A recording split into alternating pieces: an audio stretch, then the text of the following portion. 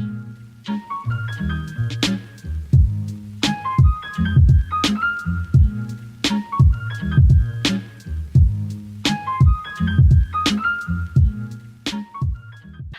guys, welcome to Angelica's Corner. In today's video, I am going to talk a little bit about how I got into debt, and I think this is a good video to talk about. I feel like everyone should talk about how they got into debt, and that will help you start getting ready to become debt free. So let's go ahead and get started with the video. If you like watching videos related to budgeting, savings, and becoming debt free, don't forget to subscribe down below. I am here, Angelica, and here is Sarif. Sarif, by the way, guys, is right there. That is my cat. She decided to join us today. Let's see how long that will last. But welcome to my channel. If you're new, welcome, and if you're a returning subscriber, but welcome back. I'm so happy to have you back. Don't mind me, I just had tea and I'm just like, woo! Okay, so I'm gonna try not to make this video super long, but I feel that before you start your debt-free journey or your savings journey or your budgeting journey, whatever you want to call it, you need to first start with how you got into debt. Sit down, talk out loud, write it down, whatever works for you, but you need to see what happened or what you did, because it's something you did, my friend. It wasn't something that magically happened. What did you do that caused you to get into debt? So my story is that I was young. At the age of 18, I went to college. In the United States, in case you're not from the United States, sadly, we do not have free tuition. Like many countries, especially in the European countries, they tend to have free tuition or very low cost tuition. Over here, sadly, we don't have those beautiful benefits of that. College is very expensive. The great thing is that my mom, since at the time it was only my mom and I got a lot of government help. So you applied to get help, but it was not enough to cover my tuition. I went to a state school, and in case you never know, the school that I went to was Penn State, and it's a state school, so technically state school obviously are cheaper than private school, but still I was paying about, I think it was like $10,000, not including my living. There was an extra $5,000, so about like $15,000-$16,000 a semester. And that was like $30,000 a year, pretty much, give or take a few thousands or less. And so I took a lot of state loans. So they will offer me my grants, which was like that free money they give you. Free money, I don't believe in nothing in this world is free. They gave me the help, but then it was not enough to cover my books and my living. So they will offer me $3,000 to $4,000 per semester to take extra. It was an optional, but at the time it didn't cross my mind that for 5 years of taking that much out was gonna cause me to get to that point, right? So I went to college for 5 years, 4 years, and then I took a break, and then I finished my last year later on, and I accumulated, this is gonna be so insane, guys, I accumulated $45,000 of tuition. But it gets worse, because guess what? I was being ignorant, because sometimes you be ignorant and you don't educate yourself. And in the magical world we live in today, everything is on Google or calling like whoever is your whoever you have your debt, talking to them, finding out your options. So I should have started paying my tuition right after college, because what happened was I let it rest. I let it go. They put you in like 6 months of when they don't charge you no interest until you get a job, blah blah blah. By the way, I have never used my degree. I have a political science degree, not a bachelor's of science. So it was 4 years, but it took me 5 years to finish because of life. And I accumulated a lot of loans during that time. My loans, because I was holding up on them, earned from $45,000 to $65,000. How many thousands? Let me see. 45, 50, 55, 60, 65, 60, right? 60,000. I went from 45 to 60,000 in loans. It earned $15,000 on interest because I waited too long. I did not get on a payment plan with them. My interests were ridiculous because they were starting from my oldest loan massive interest. I had a late fee, so that pushed my interest up. It was a whole mess because I was like, honestly, I did this.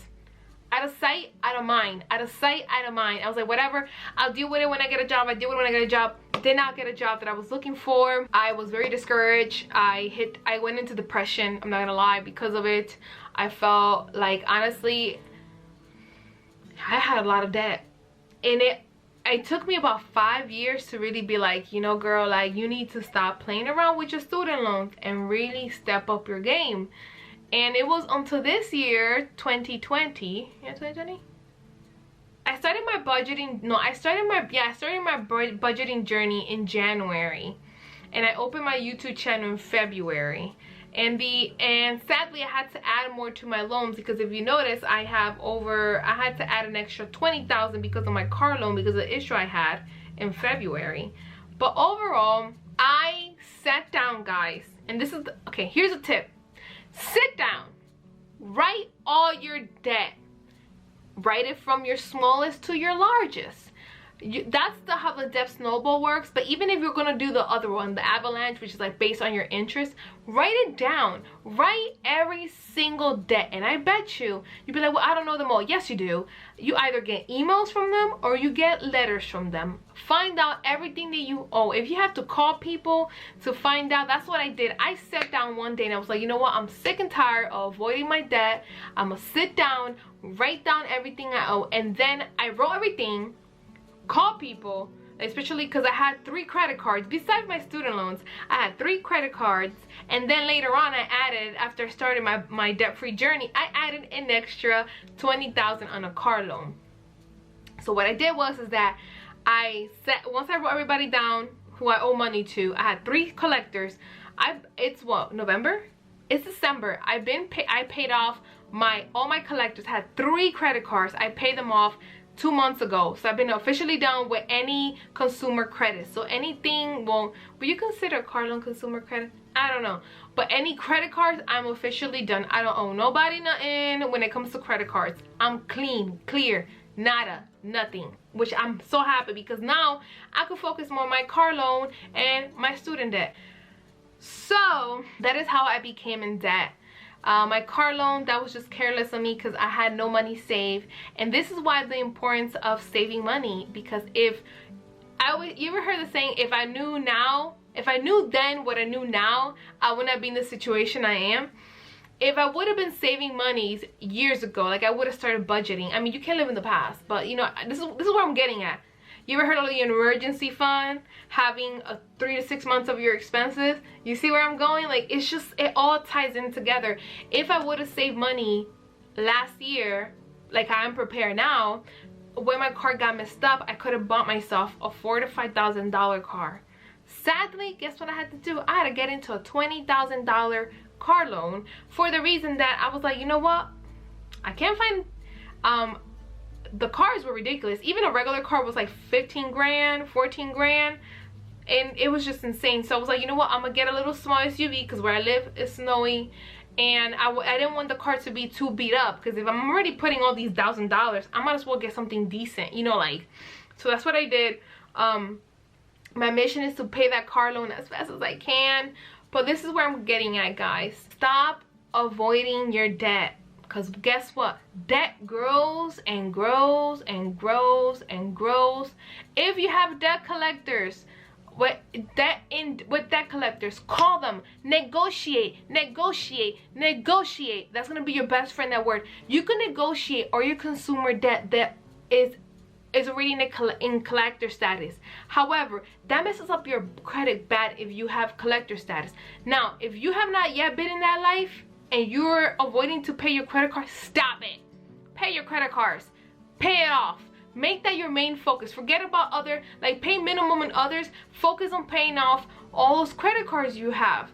Why? Don't let them get to a debt collector. Or if they're already in a debt collector, call them, negotiate. You could probably pay even half of what you owe at a debt collector, okay? Call them. Figure it out. That is what this video is about. It's accepting that you had a problem or that you have a problem, writing down how you got into that problem, and then creating a plan of action. And I'll say to you guys, I hope My mission is to work as much as I can in becoming debt free. I gave myself a few years for that to happen, because let's be honest, I don't have a job that pays this is even half of what I owe.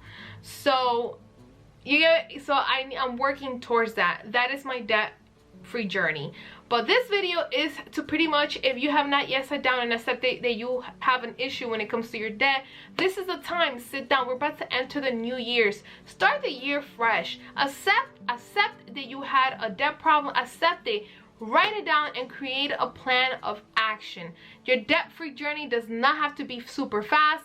Remember, not everyone makes money like that to be able to pay off their debt in like a year or so, depending on the debt you have, because you may have only 2-3 credit cards and you could be paid off. Great. Create a plan, and if you don't know how to create a plan, watch all these YouTubers who are budgeting YouTubers online.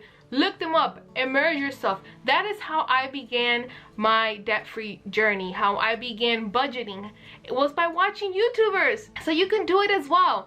So thank you for watching, guys. I hope this video, I want to start making videos like this to motivate you to be more involved in your budgeting, start budgeting, and to pay your debt. Start. Today is a day that you should start. So thank you so much for watching, everyone. Have a great day. I appreciate you being here. Don't forget to subscribe down below, and I will see you all in my next video.